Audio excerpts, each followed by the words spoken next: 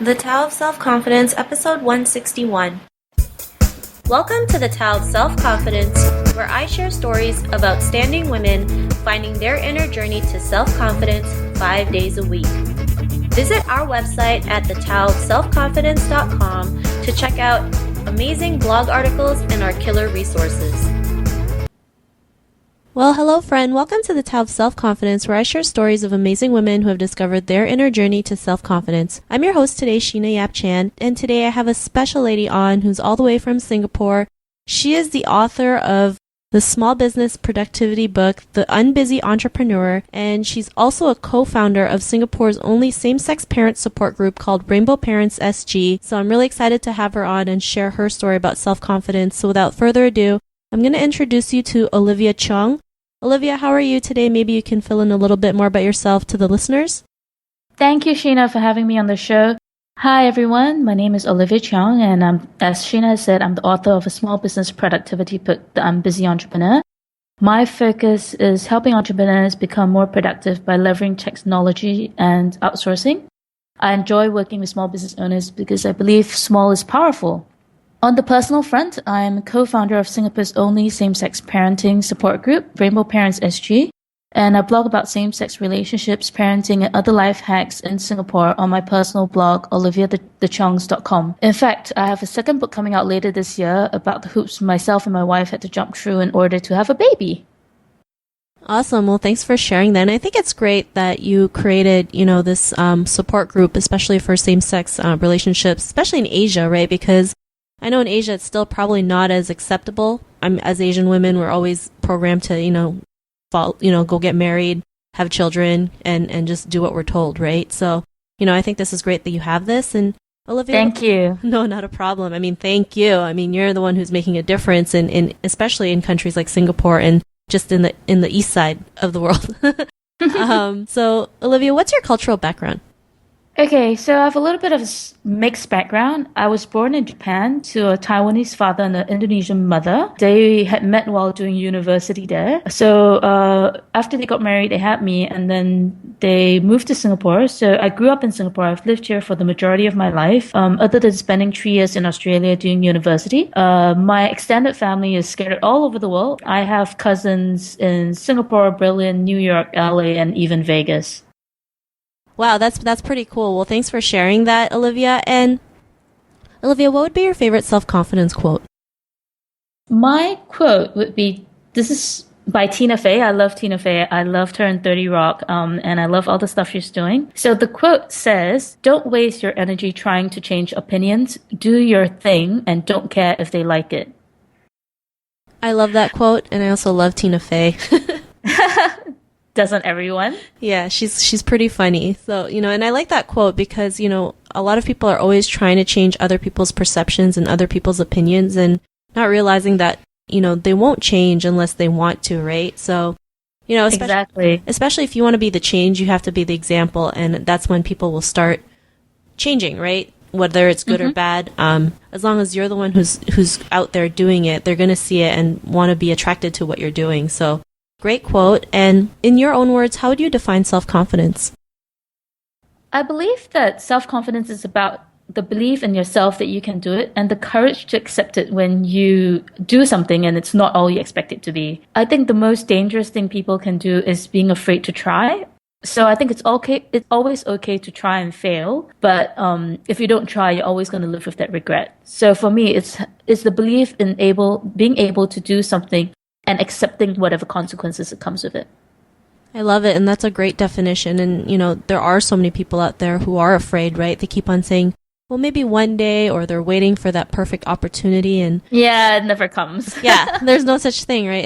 It's just living in the now and just taking the action and just doing it without, regardless what the outcome is, because in the end, it's going to take you to that right step or to that right place or to that right opportunity, even if it looks like it doesn't, right? So thanks for sharing that. And, what was your life like before your discovery of self-confidence?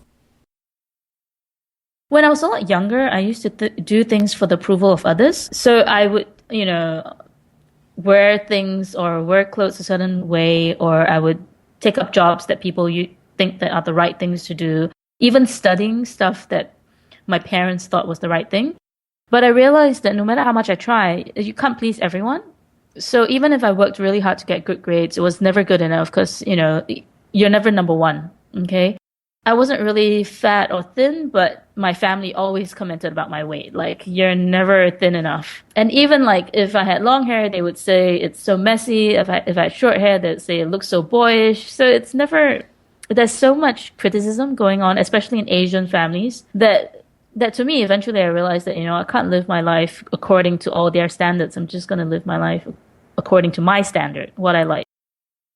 Thanks for sharing that. And I can totally relate to you when it comes to, going to Asian, having Asian relatives and going to their parties. And it's like, it's either your hair's too short, your skin's too dark, you gain or lost a little weight. It really is never enough. So, when you stop living, in other people's opinions, then that's when you can actually just break free and just be happy. And, it's crazy because we all, well, not we all, like most people actually live by that. It's like someone makes a comment and it's like the end of the world, right? Not knowing, you know what, they're not as great either, right? People judge because there's something inside them that's missing as well, and they don't realize that. So, Olivia, what was that point in your life when you realized you didn't need the approval of others? You can start living life according to your terms. What was that aha moment? So for me, when I was in my late 20s, I was a workaholic. I partied a lot. I smoked. I drank. And for some reason, I lost a lot of weight in a very short period of time. It was also at around that time that I first started dating a woman. So I had been dating men before, and I met someone and I started dating a woman. And it was actually a pretty bad part of time in my life. But everyone in my family fixated on the fact that I was now thin. So it didn't matter that I was not actually thin because I was exercising or eating healthy. It didn't matter that I was thin because I was a workaholic and that I had smoked and, I'd been drinking a lot. All that mattered was the fact that I was thin. So it was really like at that point, I realized no one really cared if I was happy. All they cared about was how I looked. So when eventually that relationship crashed and burned, I went into a downward spiral. I almost killed myself. And it was during my road to recovery that I realized that what other people think doesn't really matter. What's most important is how I feel about myself and whether or not I'm happy. So that was like my big aha moment. And from then, I've consistently lived life knowing that I want to live life for myself, not for other people, and also to be sure that I'm happy with what I'm doing.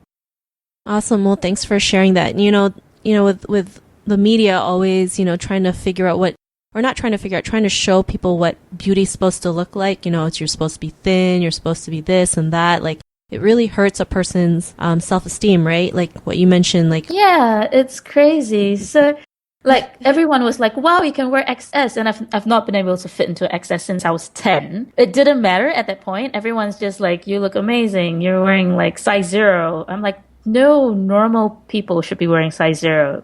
But... All they could think about was the fact that, I was thin now. And so it was all good. Yeah. And, because of that, so many women are fixated on it and they have disorders, like eating disorders to get to that size 0. It's like if they eat, a burger, it's like the end of the world, which isn't, right? Yeah, exactly. So, thanks for sharing that. And, for the woman who's listening to your episode, she may be also in her own journey to self-confidence. What would be that one tip you would give to her? I think for anyone who's looking to be more self-confident, believe in yourself, go all out to achieve what you want. Life is too short for regrets. There's really no room in life for regrets. Before you know it, time will have gone on. So don't sit there waiting for the right moment. The right moment's never going to come. Just go out and do it. I love it. And it's true. We have to live life with no regrets. Life is so short. You never know what's going to happen. And, we got to live every day like it's our last day, right? Exactly. Go out there and do the things that you want, or else, you're going to regret it. You're going to be, walking around like a zombie, not thinking, what happened, right? So, great tip. I love that. And Olivia, if our listeners want to get to know a little bit more about you and what you do, is there any links or social media profiles we can connect with? You can find me on my business website, www.unbusyentrepreneur.com. That's UnBusy entrepreneur.com. Or you can connect to me on my personal blog, olivia.thechiongs, THECHIONGS.com. I'm also on social media, Bell at Twitter, or on Facebook. You can search Olivia Chiong and I come up. Pretty much, if you put Olivia Chiong in Google, the first 10 links are me. Awesome. Well, thanks for sharing that. And to our listeners, if you want to connect with Olivia, you can also head on over to thetaoofselfconfidence.com and search for Olivia's name. Her show notes will pop up along with everything else we talked about. And I just want to thank Olivia for sharing her story and journey and tips with us. So thank you so much. Thank you, Sheena, for having me on the show. It's been a real pleasure. It was an honor to have you on, so thank you so much. And to our listeners, be on the lookout for another new episode of another amazing woman's journey to self-confidence, and we'll catch you later. Bye for now. Thank you for connecting with us on the Tao of Self-Confidence. Visit thetaoofselfconfidence.com for links to everything we chatted about, as well as killer resources, gifts, and so much more.